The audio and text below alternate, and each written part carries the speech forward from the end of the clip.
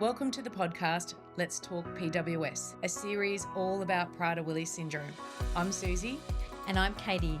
Let's start talking. Welcome, listeners. Welcome to episode 4 of our podcast. On this episode, we're going to be talking about tips for starting school, and we have a very special guest, Doris Hamilton-Brown.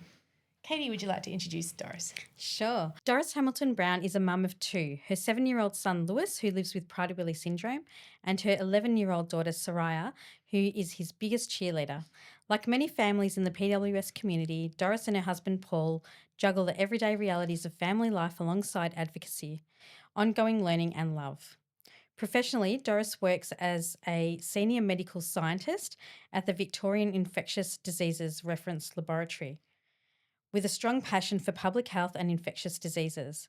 But today, she's here first and foremost as a parent, sharing her family's story and offering an honest reflection on what it's really like raising a child with Prader-Willi syndrome. Thank you, Doris. Thanks for having me, Katie and Susie. So, Doris, you've just sort of entered the wonderful wild world of education where we no longer control all of our child's environment. No, it's scary. Yeah. How did you choose the right school for Lewis?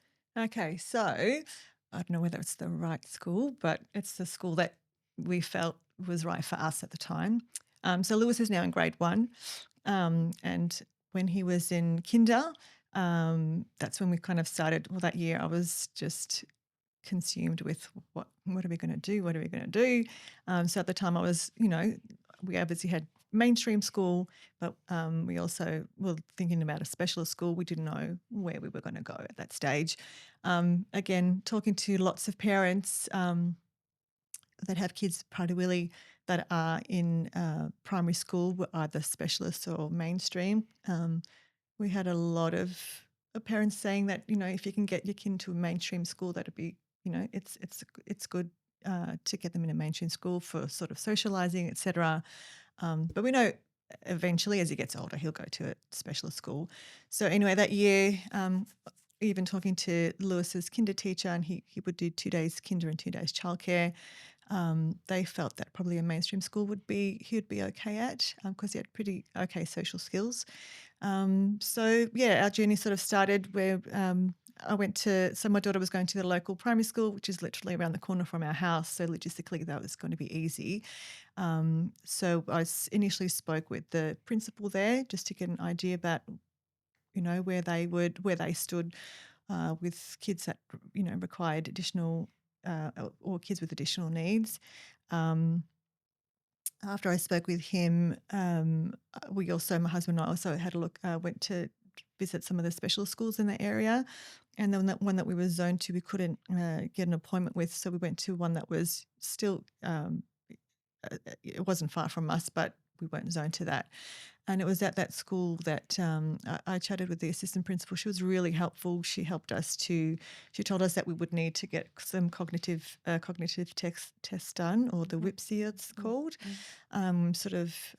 So she was great in terms of getting all that paperwork together for us, because the primary school, the principal there didn't know, wasn't sure how to do that. So again, it's probably just lack of knowledge in that area. So she was great. She sort of organised that for us and everything. And then we had our kinder teacher just sort of, she had some forms to fill out just to describe Lewis' everyday type of, situations.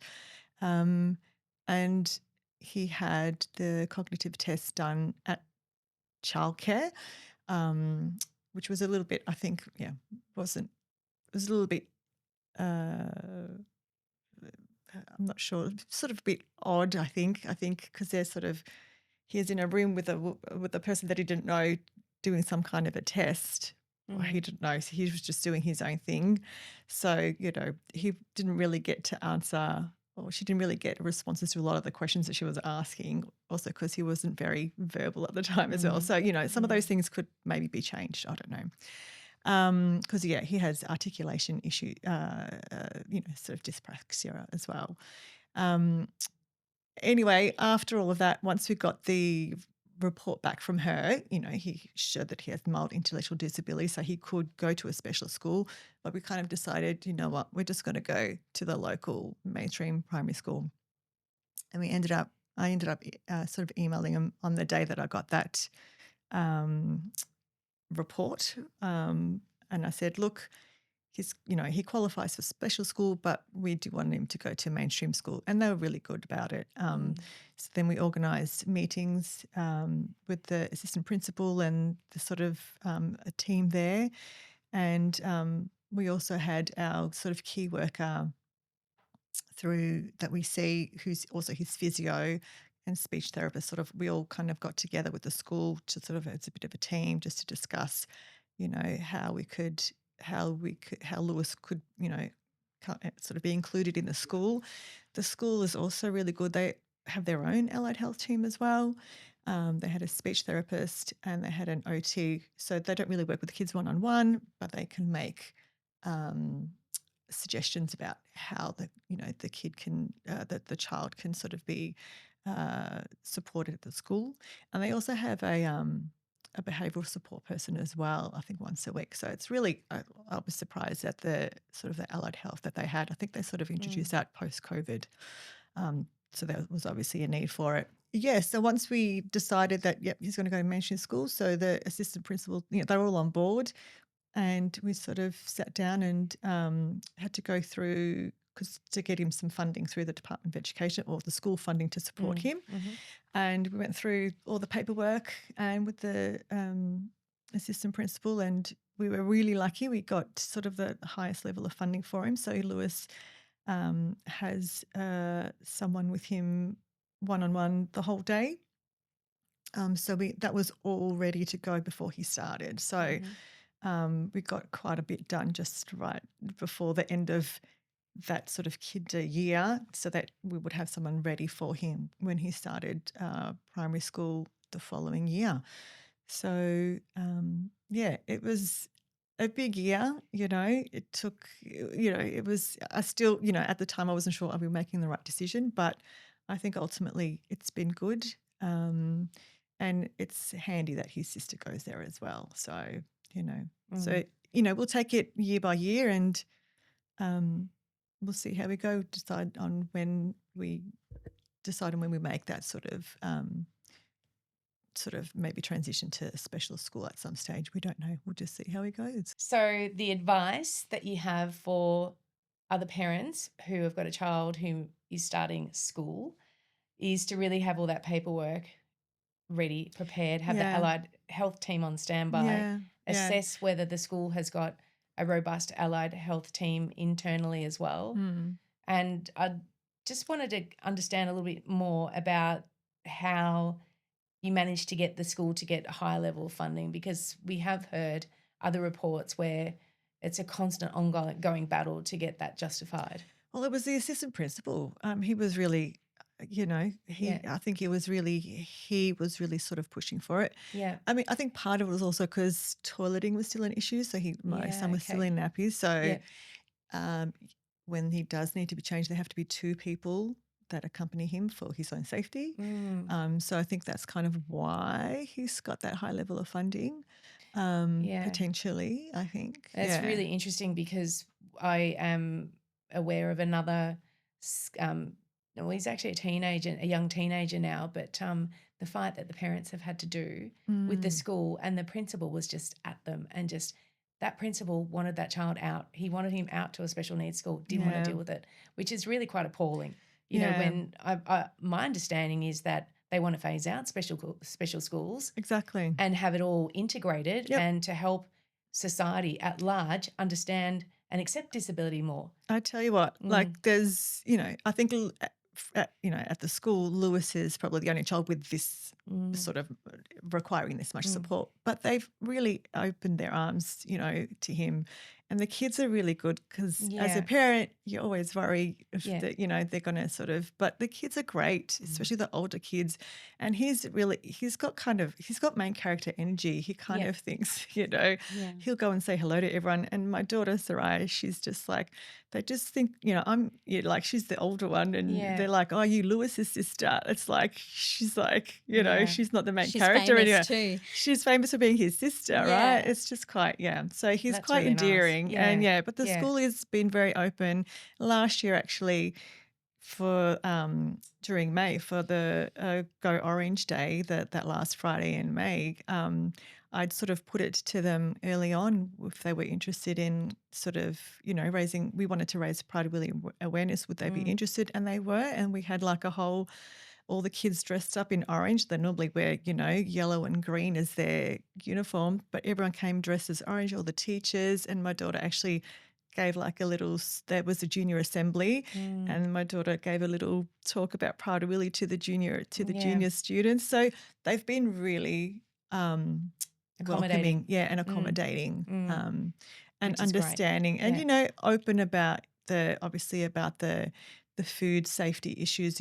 We always keep hammering home to keep a safe food environment, and they've been really good. And they sort of will, if things come up, we sort of, they can pivot and we say, well, how about you do this and we do that. They're really, their priority is also his safety and well-being. So they've been very good.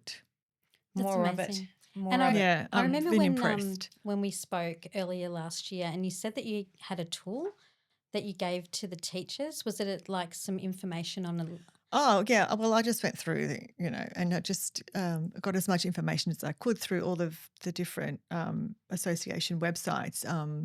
I was talking to Kate earlier, and I think also that the Pride of Willie the New Zealand website is really good. There's a great sort of PDF booklet on that as well that talks. It's about schooling, and if you just, it's still applicable to us here, as long as you just don't have to read about the New Zealand stuff. But it was actually quite helpful to them. But they also themselves, the teachers, they also themselves did their own homework and got quite a lot of information. And again, we had our key worker and speecher who've known Lewis for a long time sort of attend the meetings as well, so they could also talk about sort of behavioural things as well. So, yeah. Yeah.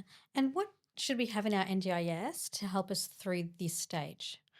Well, the only thing I've used is like, we have the school is really, again, opening to our therapists coming to the school. Not all schools, there might not be a policy they might not allow outside therapists come in, but they have allowed Lewis's physio and speechy come in, and not to take him out and do have a speech therapist session, but for inclusion and support of the education support staff that are assigned to him.